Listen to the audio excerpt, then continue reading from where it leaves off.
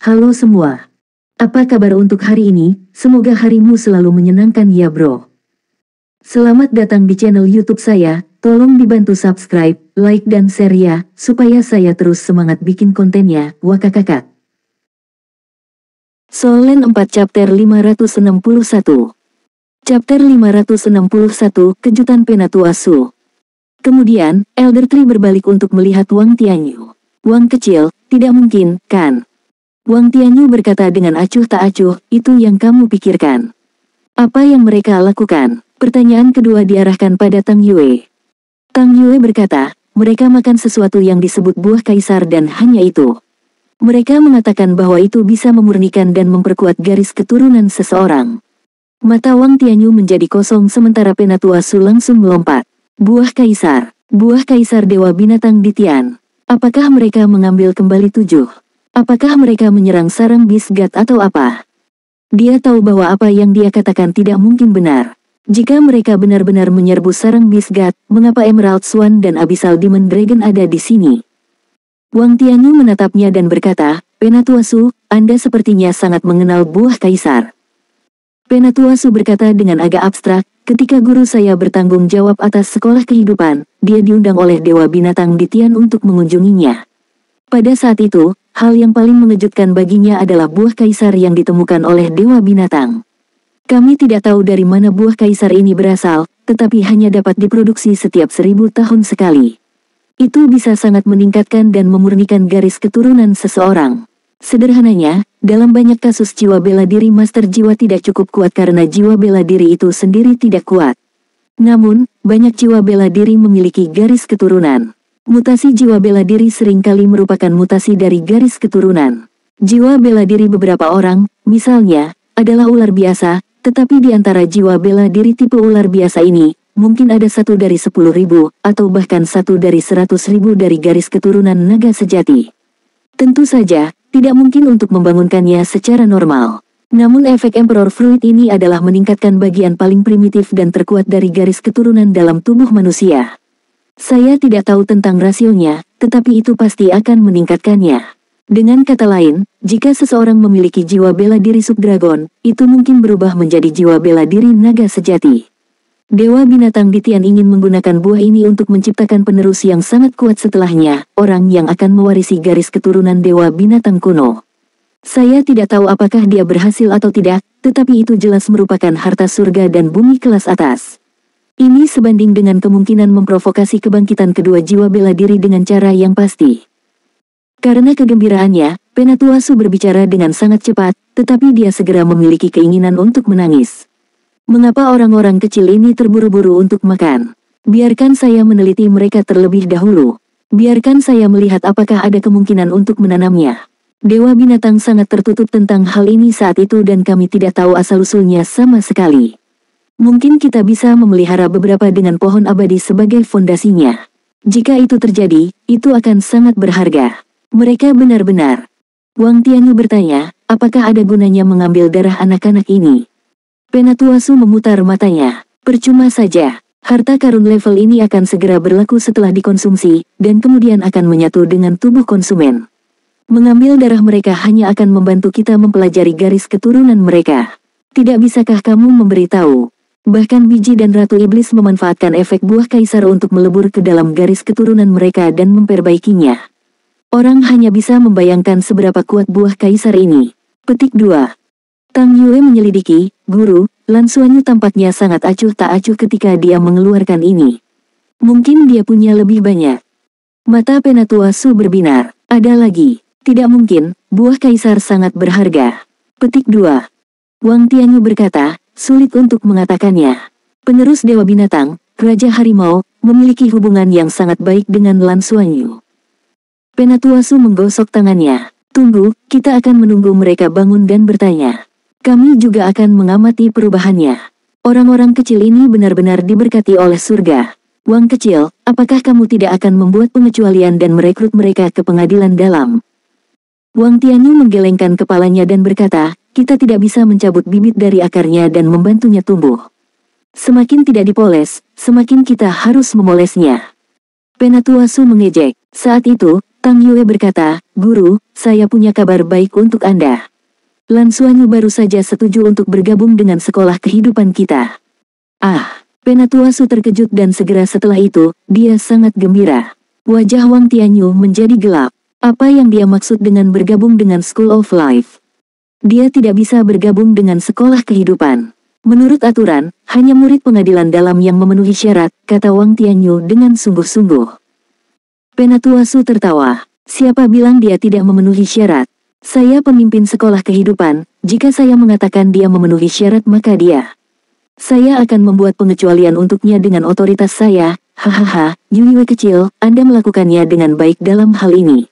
Saat dia berbicara, Penatua Su mengeluarkan benda merah mengkilap dan melemparkannya ke Wang Tianyu.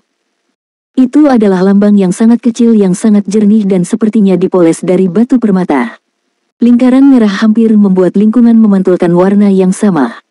Itu benar, ini adalah lambang peringkat tertinggi Akademi Shrek, lambang merah. Itu memiliki otoritas tertinggi di Akademi Shrek, lambang merah yang bisa melanggar aturan apapun. Seseorang harus tahu bahwa untuk mendapatkan emblem merah ini, seseorang harus berkontribusi besar pada Akademi. Wang Tianyu juga tercengang. Dia tidak pernah menyangka bahwa Penatua Su akan benar-benar mengeluarkan lambang merah sebagai ganti penerimaan awal Lan Xuanyu ke sekolah kehidupan. Apakah itu layak? Bahkan jika Lan Xuanyu memasuki pengadilan dalam, ada kemungkinan besar dia akan bergabung dengan sekolah kehidupan sendirian. Penatua Su, kamu. Penatua Su melambaikan tangannya. Emblem merah tidak berguna bagiku. Wang kecil, lihat jari Lan Xuanyu. Wang Tianyu tanpa sadar menatap tangan Lan Xuanyu. Di ibu jari kanan Lan Xuanyu ada cincin biru tua, itu adalah Heavenly Secret Splitting Abyss Halberd milik Lan Xuanyu. Dan di jari telunjuk kirinya ada cincin perak sebening kristal. Kamu memberinya cincin takdir. Bukankah kamu terlalu gegabah? Seru Wang Tianyu. Pada levelnya, hampir tidak mungkin baginya untuk memiliki fluktuasi emosional yang begitu besar. Tapi cincin itu, cincin perak putih di jari Lan Xuanyu, memiliki arti penting bagi Akademi Shrek karena mewakili pemimpin sekolah kehidupan, pemimpin, dan kursi di Paviliun Dewa Laut. Penatua Su tertawa. Saya sudah tua, saya tidak punya waktu bertahun-tahun lagi. Saya harus mencari pengganti untuk diri saya sendiri. Saya menunggu hampir 1000 tahun sebelum akhirnya menemukan yang paling cocok. Jadi, apapun yang terjadi, saya tidak akan menyia-nyiakannya untuk membiarkan dia bergabung dengan School of Life. Wang kecil, percaya pada pandangan ke depan orang tua ini. Suatu hari, dia pasti akan memimpin sekolah kehidupan kita untuk bersinar dengan cahaya paling terang. Siapa tahu, dia bahkan mungkin bisa menembus batas 1000 tahun. Saya hanya tidak tahu apakah saya akan dapat melihat hari itu. Wang Tianyu tidak bisa tidak bertanya, kamu sangat memikirkannya. Penatua Su tersenyum. Tidak, aku bukan satu-satunya yang berpikir tinggi tentang dia. Pohon abadi juga sangat memikirkannya. Itu di bawah bimbingan pohon abadi yang membantu saya membuat keputusan seperti itu. Jadi, mulai sekarang, saya meminta Akademi untuk melindunginya 2 kali lipat. Paling tidak, sebelum dia memasuki pengadilan dalam, dia tidak bisa melakukan misi berbahaya apapun. Bahkan jika dia pergi, dia harus memiliki seseorang untuk melindunginya. Wang Tianyu sudah mendapatkan kembali ketenangannya dan berkata dengan suara yang dalam, saya akan segera melaporkan masalah ini ke Paviliun Dewa Laut. Harap bersiaplah untuk melaporkan ini ke Paviliun Dewa Laut. Lagi pula, dia baru berusia 13 tahun. Petik 2. Penatua Su tersenyum dan mengangguk. Dia pasti akan tumbuh dalam 10 tahun. Saya masih bisa bertahan selama 10 tahun lagi. Aku akan melihatnya tumbuh dan menjadi pohon yang menjulang tinggi. Setelah mengatakan itu, dia berjalan ke sisi danau dan mengamati semua orang yang sedang mencerna buah kaisar, dengan hati-hati merasakan tanda-tanda vital dan perubahan mereka. Wang Tianyu juga tidak pergi, dia juga mengamati. Evolusi garis keturunan seseorang terlalu penting bagi seorang master jiwa. Itu mungkin tidak dapat secara langsung membuat seseorang lebih kuat, tetapi itu bisa membuka jalan untuk menjadi kuat, atau bahkan jalan menuju peringkat dewa. Bukan hanya Lan Xuanyu, anak-anak ini juga harus dilindungi dengan baik. Mungkin, kelas eksperimen perang bintang benar-benar bisa bersinar paling terang berkat mereka. Lan Xuanyu diam-diam merasakan perubahan di tubuhnya. Berkultivasi di Danau Dewa Laut berbeda. Energi kehidupan yang sangat melimpah terus-menerus diserap dan diubah oleh inti 7 warnanya. Di bawah pengaruh buah kaisar, garis keturunannya meningkat sekali lagi. Solen 4 Chapter 562. Chapter 562 Peningkatan. Tingkatkan, aku harus mencoba yang terbaik untuk meningkatkan garis keturunan Dewa Nagaku. Setelah periode waktu yang tidak diketahui, kecepatan garis keturunannya mulai berkurang. Pusaran garis keturunannya tidak berkurang ukurannya kali ini. Dengan energi kehidupan yang cukup untuk diserap, itu tidak diragukan lagi memberinya fondasi yang lebih dalam. 1, 2 sisik Dewa Naga lainnya muncul. Bersama dengan yang sebelumnya, ada total 5 sisik Dewa Naga. Namun, Lan Xuanyu dapat dengan jelas merasakan bahwa efek buahnya tidak sebaik yang pertama kali. Pertama kali mampu meningkatkan kekuatannya dengan 2,5 sisik naga, dan kali ini, itu adalah 1,5.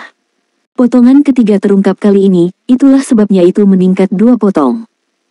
Jumlah total sisik Dewa Naganya telah meningkat menjadi 5 bagian, dan ada beberapa warna lagi di dalam pusaran garis keturunannya.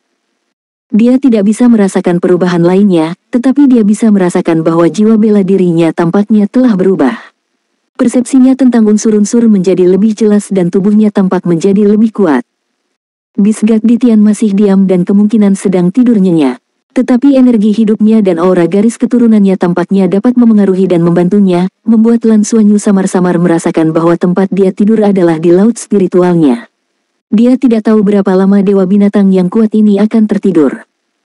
Ketika Lan Xuanyu membuka matanya, langit sudah cerah. Kabut samar melayang di permukaan danau dewa laut, memberi seseorang perasaan halus seperti abadi. Dia berbalik untuk melihat rekan satu timnya. Sebagian besar dari mereka masih terjaga, dengan hanya satu pengecualian. Qianlei sedang duduk di tepi pantai dan memeluk lututnya dengan kedua tangan dalam keadaan linglung. Ketika Lan Xuanyu melihatnya, dia juga tercengang karena saudara baiknya telah berubah terlalu banyak. Qianlei setidaknya 1 kepala lebih tinggi dari sebelumnya. Awalnya, dia jauh lebih pendek dari Liu Feng dan Lan Xuanyu, tapi sekarang, dia lebih tinggi dari keduanya. Perutnya yang gemuk telah hilang, dan sebagai gantinya adalah tubuh otot-otot kokoh yang tampak seperti akan meledak. Rambutnya telah berubah menjadi emas, dan bahkan matanya memiliki lapisan emas gelap yang samar. Meskipun dia hanya duduk di sana dalam keadaan linglung, dia memberikan perasaan yang sangat kuat. Seluruh tubuhnya tampak dipenuhi dengan kekuatan ledakan. Gemuk, sosokmu ini luar biasa. Pada saat ini, Qianlei sudah terlihat setinggi orang dewasa. Jika bukan karena kekanak-kanakan di wajahnya, siapa yang tahu bahwa dia baru berusia 13 tahun. Bos, apakah ini masih aku? Qianlei bertanya dengan ragu-ragu. Jika aku pulang seperti ini, orang tuaku mungkin tidak akan mengenaliku, kan? Ya, dengan bantuan buah kaisar, dia telah menyelesaikan transformasinya sebelumnya. Bukankah ini bagus? Lihat, lemak di wajahmu sudah hilang. Meskipun kamu tidak secantik aku, kamu masih cukup jantan. Lan Xuanyu tertawa. Wajah Qianlei telah melangsing. Dia tidak bisa dianggap sangat tampan, tetapi dengan tubuh berototnya, dia dipenuhi dengan kejantanan. Dibandingkan dengan sebelumnya, itu seperti surga dan bumi. Sepertinya, itu cukup bagus. Itu sosok yang selama ini aku impikan. Hanya saja aku masih belum terbiasa setelah mendapatkannya dengan mudah, gumam Qianlei. Saat dia berbicara, dia mengangkat lengannya dan mengontraksikan otot-ototnya. Lan Xuanyu berkata dengan kesal, kamu di sini untuk pamer, kan? Qianlei tertawa. Tentu saja tidak, bos, aku bukan orang seperti itu. Kamu adalah. Lan Xuanyu membentak, apakah Anda mendapatkan cincin keempat Anda? Nana pernah berkata bahwa setelah Qianlei selesai sepenuhnya menyatu dengan Golden Behemoth, dia mungkin bisa menerobos ke ranah 4 cincin. Qianlei menggelengkan kepalanya. Aku masih 3 cincin. Saya pikir setelah makan hal yang Anda berikan kepada saya, sesuatu di tubuh saya meledak dan menyerap banyak energi kehidupan. Setelah itu, kekuatan jiwaku tidak meningkat banyak, tetapi seharusnya berada di sekitar peringkat 37 atau 8. Sudut mulut Lan Xuanyu berkedut. Syukurlah, aku masih memilikimu untuk menemaniku. Frenzy akan segera berada di peringkat 40. Dia sudah berusia 40 tahun. Saya melihat cincin jiwanya muncul sekarang, dan itu berwarna hitam. Bos, kalian telah mendapatkan sedikit dari perjalananmu ke planet itu. Aku sangat iri. Lan Xuanyu berkata, Behemoth emasmu juga tidak buruk. Oh ya, saya akan mengembalikan uang itu kepada Anda. Kamu menghabiskan lebih dari 30 emblem peringkat ungu berkultivasi di Sigat Lake. Juga, Anda telah membeli beberapa bunga Black Ice Marrow 10.000 tahun untuk Lan Mengkin. Sisanya ada di sini. Saat dia berbicara, Lan Xuanyu memberi Qianlei lambang ungu miliknya. Qianlei menyimpan lambang itu, ekspresinya tidak berubah. Tidak sakit hati, Lan Xuanyu bertanya dengan rasa ingin tahu. Ini bukan gaya Qianlei. Qianlei mengangkat kepalanya sedikit dan melihat ke arah matahari terbit. Dibandingkan dengan sosok yang sempurna ini, menghabiskan sejumlah uang bukanlah apa-apa. Melihat ekspresi sombong di wajahnya semakin intens, Lan Xuanyu berkata, kelas kami telah menjadi kelas eksperimen perang bintang. Kita akan berlatih mengemudikan plane tempur luar angkasa. Saya akan membawa Anda untuk mencobanya sore ini dan membiarkan Anda mengalami 10.000 battle net teratas. Petik 2. Bos, aku salah. Aku tidak akan sombong lagi. Ding Zuohan tidak tahu bagaimana rasanya mengendarai plane luar angkasa, tapi bagaimana mungkin Qianlei tidak tahu. Dia dilatih oleh Yin Tianfan bersama dengan Lan Xuanyu. Lan Xuanyu menepuk pundaknya dan berkata, kami berada di kelas eksperimen perang bintang sekarang, hanya masalah waktu. Anda masih memiliki beberapa fondasi, sehingga tidak akan terlalu sulit bagi Anda untuk beradaptasi dengannya. Lakukan yang terbaik. Tidak lama kemudian, yang lain bangun satu demi satu. Liu Feng adalah yang pertama bangun, diikuti oleh Yuanen Hui Hui, Tang Yuge, Bai Xiu Xiu, dan Lan Mengkin. Pada malam kultivasi, orang yang tampaknya paling berubah adalah Qianlei secara alami. Ketika yang lain melihat penampilan Qianlei saat ini, mereka tidak percaya. Fatih Qian telah menjadi Qian Muskleman, perubahan ini benar-benar besar. Mengkin, bagaimana penampilanku sekarang? Qianlei pergi ke sisi Lan Mengkin dan menunjukkan otot-otot di lengannya. Lan Mengkin memutar matanya ke arahnya dan berkata, berpikiran sederhana dan tegap, apa bagusnya itu? Baiklah, semuanya, kembali dan ganti bajumu sebelum pergi ke kelas. Guru Tang Yue tidak ada saat ini, jadi lebih baik semua orang dengan cepat menyelinap pergi sejak mereka bangun. Sekolah jelas menderita kerugian atas harga yang telah mereka bayarkan kemarin. Dia dengan cepat kembali ke asrama, berganti pakaian, dan pergi ke kelas. Tidak ada keraguan bahwa ketika Qianlei masuk ke ruang kelas, itu menyebabkan keributan. Teman-teman sekelas yang dekat dengannya segera mengelilinginya dan menanyakan berbagai macam pertanyaan, tetapi Qianlei berpura-pura tenggelam dalam pikirannya dan tersenyum tanpa sepatah kata pun. Dalam periode waktu berikutnya, semua tahun pertama menjadi sangat sibuk. Mereka memiliki kelas di pagi hari, pilot plane luar angkasa di sore hari, dan mereka harus berkultivasi sendiri di malam hari. Semua orang merasa sangat cemas. Lan Xuanyu seharusnya sedikit lebih baik karena uji coba plane luar angkasanya tidak lagi menjadi masalah, tetapi dia masih harus menempa dan dia harus menempa setidaknya 3 jam sehari, jadi dia sangat sibuk. Tidak ada keraguan bahwa tahun-tahun pertama yang sibuk seperti itu akan meningkat dengan kecepatan yang sangat cepat.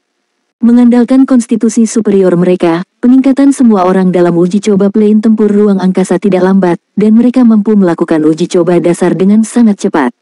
Selain pelajaran Misha di pagi hari, ada beberapa area di mana piloting Misha dan plane luar angkasa saling terkait, seperti keseimbangan. Dalam sekejap mata, semester kedua tahun pertama akan segera berakhir. Karena kenyataan bahwa mereka terlalu sibuk dan kultivasi mereka telah mencapai tingkat tertentu, kecepatan setiap orang dalam meningkatkan kekuatan jiwa mereka telah menurun. Tidak ada peningkatan yang jelas, tetapi dalam hal kualitas secara keseluruhan, itu tidak diragukan lagi merupakan peningkatan. Keterampilan menempa Lan Xuanyu telah meningkat seiring dengan kekuatan spiritual, kebugaran fisik, dan evolusi garis keturunannya. Tingkat keberhasilannya di Tousan Refinements kelas 1 sangat tinggi dan dia mampu menyerahkan logam Tousan Refined kelas 1 dari teman sekelasnya hampir setiap minggu. 1000 logam halus kelas 1 miliknya sudah terkenal di pengadilan luar. Solen 4 Chapter 563. Chapter 563 Pelatihan.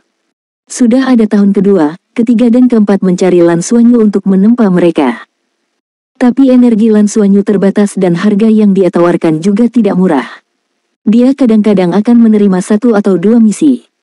Selain buah kaisar lain yang dia konsumsi untuk dirinya sendiri untuk memaksimalkan efek buah kaisar untuk memperkuat garis keturunannya, dia menyerahkan 3 sisanya ke sekolah kehidupan.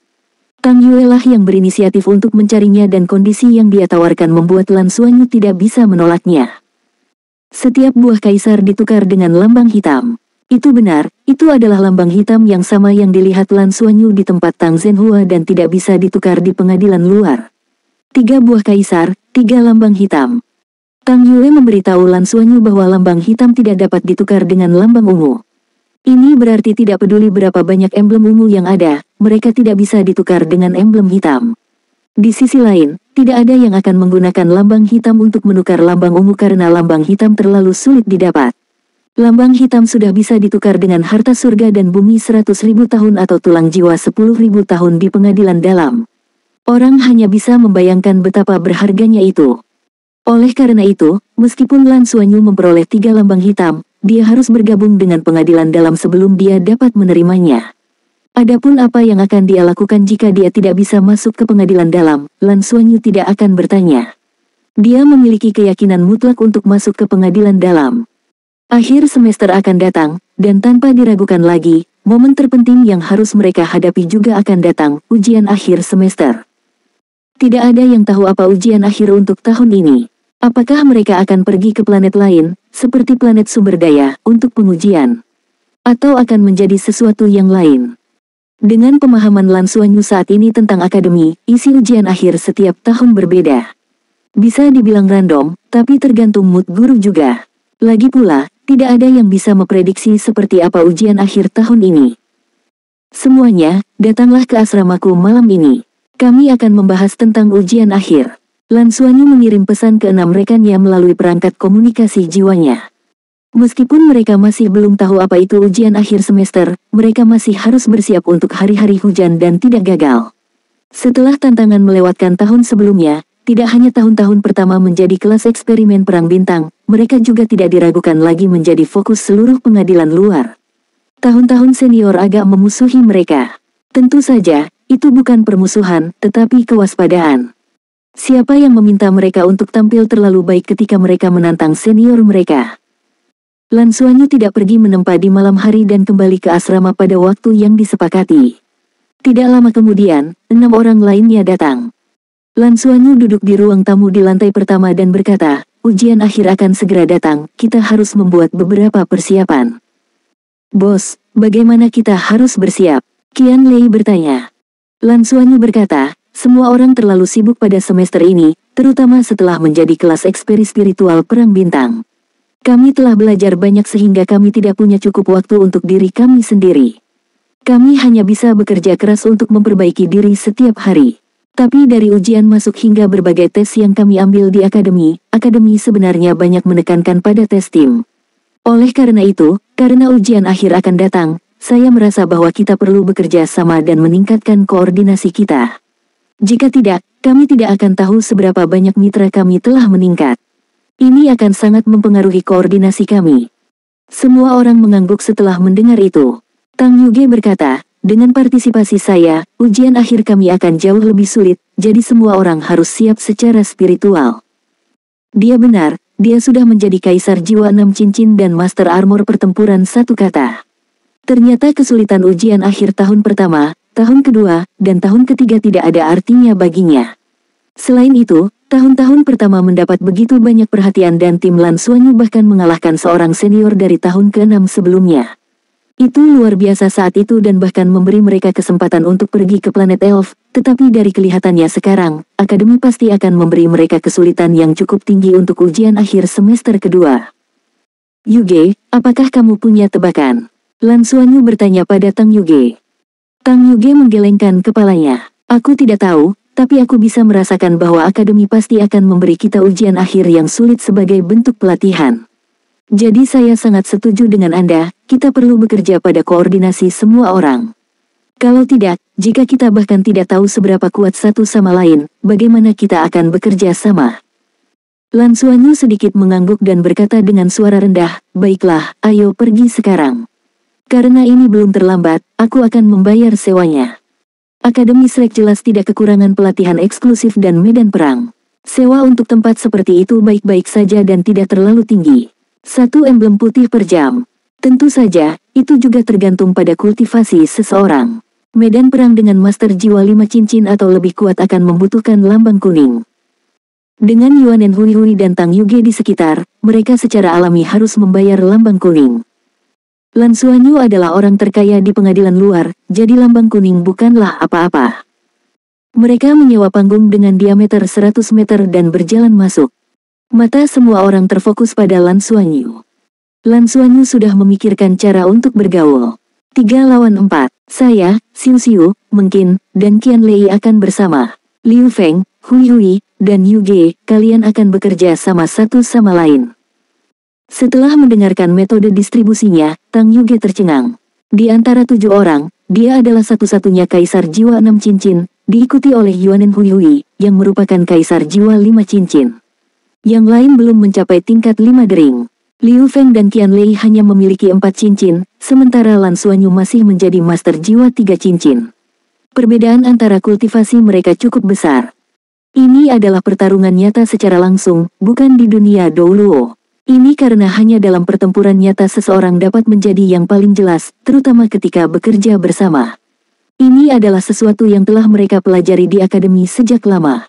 Setelah mencapai tingkat tertentu dalam kultivasi mereka masih harus melalui pertempuran nyata untuk meningkatkan efisiensi mereka. Tentu saja, ada juga risiko terluka. Tim Yuanen Hui Hui dan Tang Yu Ge tidak diragukan lagi adalah tim terkuat. Selanjutnya, satu adalah jarak jauh sementara yang lain adalah jarak dekat. Tanpa mempertimbangkan hubungan mereka, tim ini pasti akan sangat kuat. Selanjutnya, Liu Feng ada di sana. 4 lawan 3, tim Lan Xuanyu tidak memiliki keunggulan. Namun, meskipun semua orang terkejut, tidak ada yang keberatan. Bagaimanapun, itu demi meningkatkan kerjasama mereka, dan menang atau kalah tidak penting. Yuanen Hui Hui melirik Tang Yu Ge. Ada beberapa jejak keengganan di matanya, tetapi dia tidak punya pilihan selain berdiri bahu-membahu dengannya. Kedua belah pihak saling menjauh dan Lan Xuanyu tersenyum. Dia tidak membiarkan semua orang bersiap dan hanya melambaikan tangannya dan berteriak, mulai. Saat kata, mulai, diucapkan, 3 orang di seberangnya sudah mulai bergerak. Sosok Liu Feng melintas dan pindah ke samping. Lapisan sisik putih dengan pola cahaya perak segera keluar dari tubuhnya dan menutupi seluruh tubuhnya. Seluruh tubuhnya menjadi sedikit lebih ilusi. Itu benar, setelah menerobos ke alam 4 cincin, dia secara resmi menyatu dengan naga duri. Selain itu, buah kaisar telah meningkatkan garis keturunannya dan naga duri sedikit. Sekarang, jiwa bela dirinya telah berevolusi ke tingkat lain. Selain kecepatan aslinya, ada juga dukungan kekuatan ruang. Itu benar-benar bisa dianggap sebagai jiwa bela diri terbaik. Yuanen Hui Hui mengangkat tangan kirinya dan Purple Star Spirit Bow melompat ke telapak tangannya. Dia menarik busur dan 5 cincin jiwa di tubuhnya berkedip. Sebuah panah melesat seperti kilat dan langsung menuju Qian Lei. Tang Yu Ge juga bergerak. Dia menyerbu ke depan dan cahaya 5 warna di tubuhnya samar-samar terlihat saat 6 cincin jiwa muncul. Karena dia belum menembus 7 cincin, dia belum secara resmi bergabung dengan burung kekacauan Yin Yang. Tetapi dengan peningkatan garis keturunan buah kaisar, dia sudah agak cocok dengan burung Yin Yang Chaos. Solen 4 Chapter 564. Chapter 564 Pemanggilan Behemoth. Mereka bertiga menyerang pada saat yang sama, menunjukkan kemampuan mereka. Dari depan, jarak jauh, dan samping, mereka melancarkan serangan ke tim Lan Xuanyu. Di pihak Lan Xuanyu, mereka mulai bergerak secara terpisah. Dia juga tidak memberi perintah. Karena semua orang sibuk, sudah lama sejak mereka berlatih bersama. Pertama, mereka harus melihat seberapa kuat semua orang. 3 helai rumput perak biru bermotif perak terbang keluar dan melilit ketiga temannya. Lapisan sisik emas muncul di tubuh Lan Xuanyu. Qian Lei maju selangkah dan 4 cincin jiwa muncul di tubuhnya. Sebuah cahaya melintas di matanya dan sebuah koin keluar dari tangannya, berubah menjadi gerbang pemanggilan. Setelah itu, cincin jiwa keempatnya muncul sekali lagi dan wajah Qian Lei tiba-tiba berubah. 3 gerbang pemanggilan muncul alih-alih satu. Qian Lei mengangkat kepalanya dan meraung panjang. Cincin jiwa ketiga di tubuhnya berkedip saat Fatih Jin muncul. Fatih Jin sekarang sudah lebih dari 2,5 meter, dengan bahu lebar dan perawakan tinggi. Sama seperti Qian Lei, dia tidak lagi merasa gemuk. Lengannya sangat panjang dan tebal, dan rambut emas di seluruh tubuhnya sangat tebal seperti jarum emas. Mengaum. Saat Fatih Jin muncul, dia pertama kali melihat Lan Xuanyu sebelum mengaum di 3 gerbang pemanggilan. Pada saat berikutnya, pemandangan aneh terjadi. 3 sosok kokoh tiba-tiba muncul dari gerbang panggil. Ketiga sosok kekar ini tingginya lebih dari 3 meter, jadi mereka menundukkan kepala saat mereka keluar dari gerbang pemanggilan. Mereka memiliki penampilan yang mirip dan humanoid. Mereka memiliki rambut abu-abu besi di sekujur tubuh mereka, dan lengan mereka sangat tebal dengan cakar tajam di bagian depan. Mereka tampak seperti jin gemuk yang sedikit lebih besar. Mereka tampak lebih kuat darinya, tetapi warna rambut mereka berbeda. Raksasa. Lan Xuanyu menatap Fatih Jin dengan heran. Dengan bantuannya, gerbang pemanggilan Qian Lei benar-benar dapat memanggil Behemoth. Qian Lei menyeringai dan melambaikan tangannya. Di bawah pimpinan Fatih Jin, ketiga Behemoth menyerang Tang Yuge. Dia membuka tangannya ke arah Fatih Jin, yang berbalik dan menerkam ke arahnya. Sebuah cahaya keemasan menyilaukan menyala dan tubuh Qian Lei tumbuh lebih tinggi. Dalam sekejap mata, dia tingginya lebih dari 4 meter dan menjadi raksasa yang tak tertandingi. Seluruh tubuhnya ditutupi bulu emas saat dia mengejar ketiga Behemoth. Apakah Qian Lei sudah begitu kuat? Melihat ini, Liu Feng tidak bisa tidak terkejut. Ya, ini adalah metamorfosis yang disebutkan Nana. Setelah kebangkitan sebenarnya dari Golden Behemoth, segala sesuatu tentang Qian Lei berubah.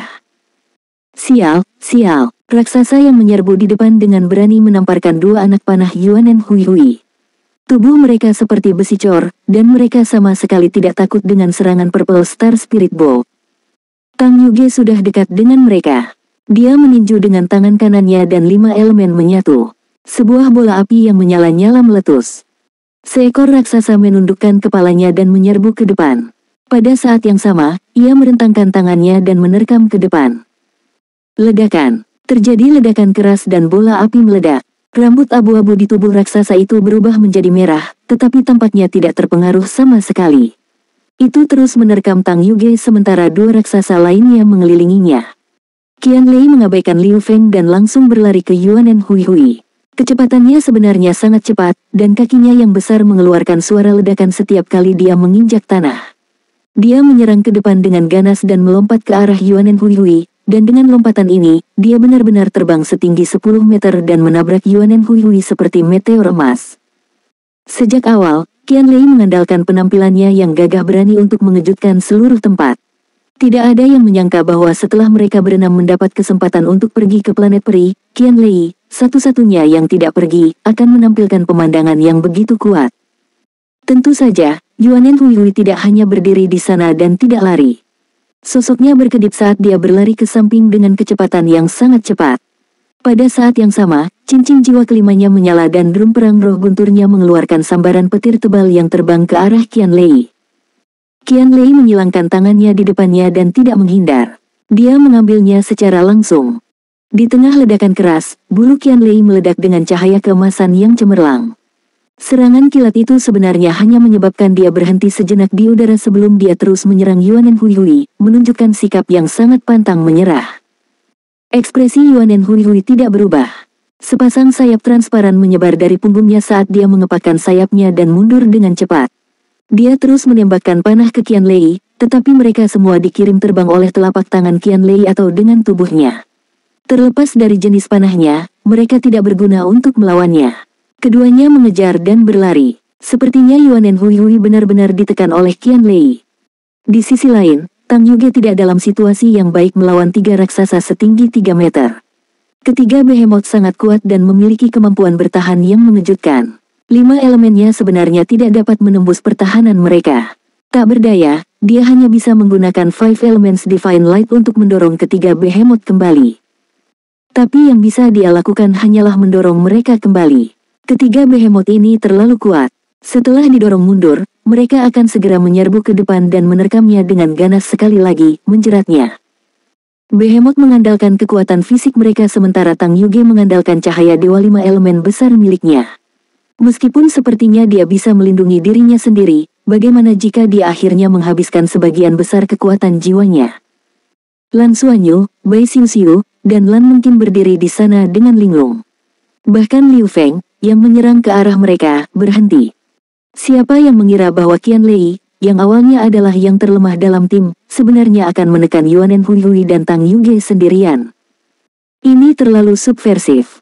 Hahaha. Hui Hui, jangan lari, kakakmu akan menyayangimu. Qian Lei tertawa gembira. Setelah menyatu dengan Fatih Jin, dia menunjukkan kecepatan dan kekuatan yang tak tertandingi.